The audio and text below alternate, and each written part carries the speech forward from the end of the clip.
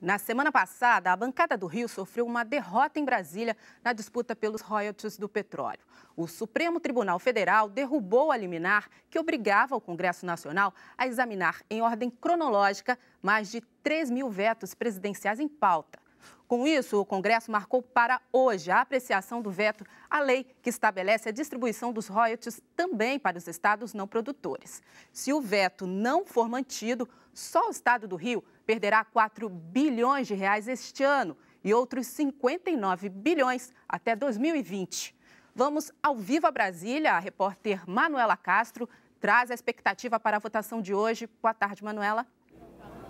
Boa tarde, Eliane. Boa tarde a todos. A expectativa aqui no Congresso Nacional é de muita discussão. Os deputados e senadores vão ter que analisar 140 itens que foram modificados no projeto e a votação vai ser em cédula de papel.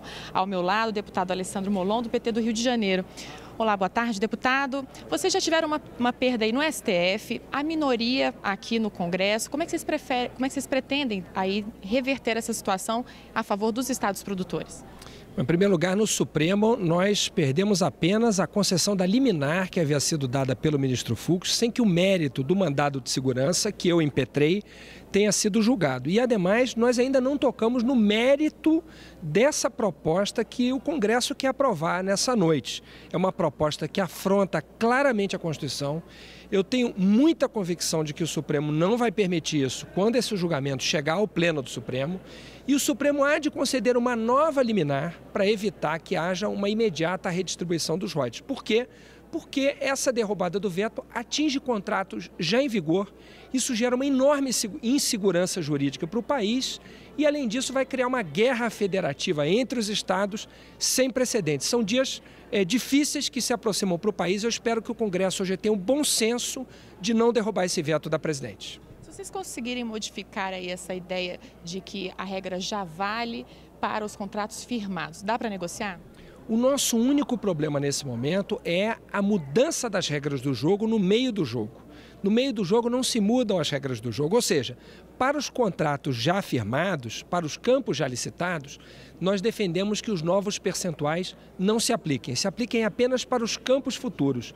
Se chegarmos a algum entendimento aqui com os estados não produtores que preserve isso, nós estamos dispostos a apoiar qualquer acordo, desde que os contratos já firmados sejam respeitados. Uma saída é, quem sabe, a União antecipar a receita dos campos futuros que serão recebidos pelos estados não produtores. Isso pode atender a demanda deles e, ao mesmo tempo, proteger os estados produtores. Muito obrigado pelas informações, deputado. A sessão está marcada para 7 horas da noite, mas pode entrar pela madrugada. Eliane. Obrigada, Manuela.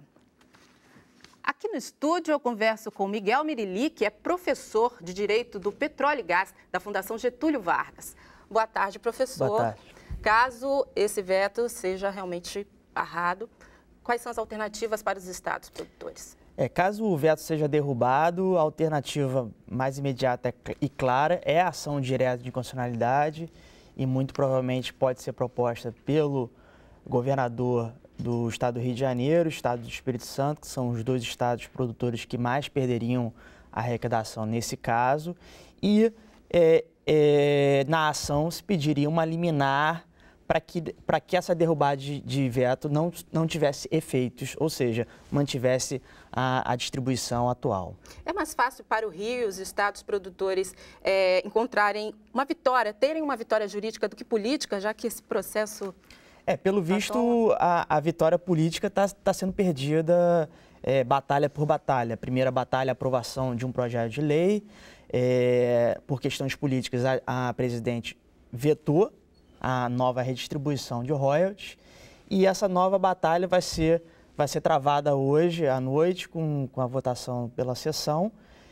Possivelmente vai perder porque o estado do Rio de Janeiro e Espírito Santo são minoria na bancada.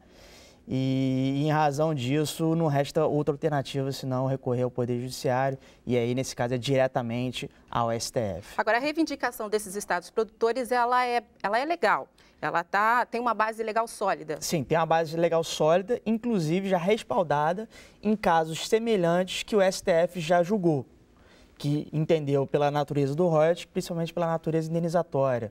Ou seja, quem tem o ônus, que são os estados produtores, devem receber o bônus pela essa produção dessa atividade petrolífera. Essa discussão toda pode abrir um precedente para, enfim, para distribuição, divisão de outras riquezas por outros estados? Sim, sem dúvida. E aí vai se travar uma nova batalha jurídica, e aí é uma guerra que, infelizmente, está tendo que ser decidido pelo Poder Judiciário, vai desaguar no Poder Judiciário para decidir essa questão, mas ela podia ser tratada no âmbito do Congresso Nacional. Agora, se essa nova lei entrar em vigor também para contratos já existentes, no caso da divisão dos royalties de petróleo, o que os estados produtores vão perder com isso?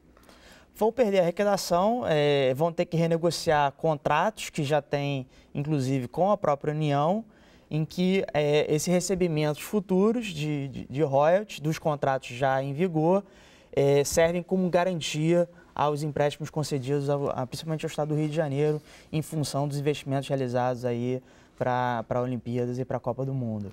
Então, possivelmente, esse contrato vai ter que ser renegociado. E fica feio isso, né? Fica uma falta de responsabilidade. É complicado, até pelo visto, do ponto de vista do investidor estrangeiro, que não gosta que a legislação seja abruptamente alterada em favor de um ou a favor de outro. Você diria que esse é um momento importante que o país está vivendo?